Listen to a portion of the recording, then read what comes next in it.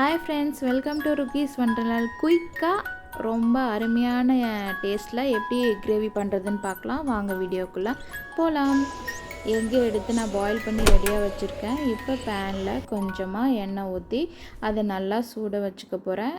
அது நல்லா சூடானதுக்கப்புறம் ஒரு ஸ்பூன் ஜீரகம், ஒரு ஸ்பூன் சோம்பு, கொஞ்சமாக ஃப்ரெஷ்ஷான கருவேப்பிலை, இது மூணையும் ஃபஸ்ட்டு எண்ணெயில் போட்டு பொரிச்சுக்கிறோம்.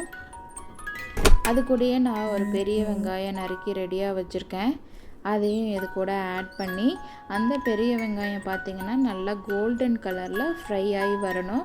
அது வரைக்கும் இதை நம்ம வதக்கி எடுத்துக்க போகிறோம். இது கூடவே நம்ம சின்ன வெங்காயம், வெள்ளை பூண்டு, இஞ்சி நான் பேஸ்ட் பண்ணி எடுத்து வச்சுருக்கேன். அதையும் இதில் ஆட் பண்ணிக்கிறேன்.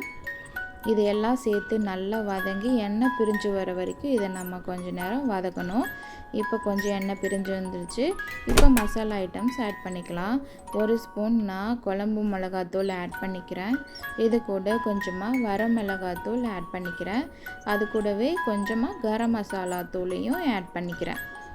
இதை 3 மசாலாவையும் ஆட் பண்ணினதுக்கப்புறமா நம்ம நல்லா இதை இன்னொரு தடவை வதக்க போகிறோம் ஒரு 5 மினிட்ஸ்க்கு.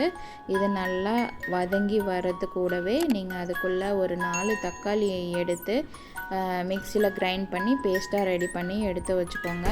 இப்போ பேஸ்ட் ரெடி ஆயிடுச்சு. இதை அது கூட நான் ஆட் பண்ணிக்கிறேன். இந்த தக்காளியும் நல்லா பச்சை வாசனை போகிற வரைக்கும் வதக்க விடணும். இப்போ நான் தேவையான அளவு உப்பு ஆட் பண்ணிக்கிறேன். இது கூடவே ஒரு குழிக்கரண்டி ஃப்ரெஷ் கர்டு ஆட் பண்ணுறேன். இது ஒரு ஃப்ளேவர் நல்லாயிருக்கும். உங்களுக்கு வேணாட்டி நீங்கள் அவாய்ட் பண்ணிக்கலாம். நல்லா கொதிக்க விடணும்.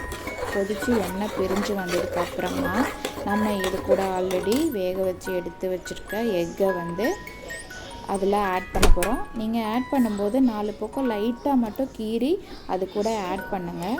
ஆட் பண்ணதுக்கப்புறமா இப்போ நறுக்கி வச்சுருக்கிற கொத்தமல்லி இலையெல்லாம் இது கூட சேர்த்துக்க போகிறோம் ஃப்ளேவருக்கு. இது நல்லா கொதித்து வந்ததுக்கப்புறம் நமக்கு அருமையான சுவையான எக் கிரேவி மசாலா ரெடி ஆயிடுச்சு. பார்த்திங்களா, எண்ணெயெல்லாம் பிரிஞ்சு பார்க்கவே எம்மையாக இருக்குது. இது நீங்கள் சப்பாத்தி, ரைஸ் எது வேணால் கூட நீங்கள் சாப்பிட்லாம். இந்த வீடியோ உங்களுக்கு கண்டிப்பாக பிடிச்சிருக்குன்னு நினைக்கிறேன். மறக்காமல் லைக் பண்ணுங்கள், ஷேர் பண்ணுங்கள், சப்ஸ்கிரைப் பண்ணிவிடுங்க. பக்கத்தில் இருக்க பெல் ஐக்கானையும் கிளிக் பண்ணிவிடுங்க. அப்போ தான் ஃபர்தராக வீடியோ வரும். தேங்க்யூ, பாய்.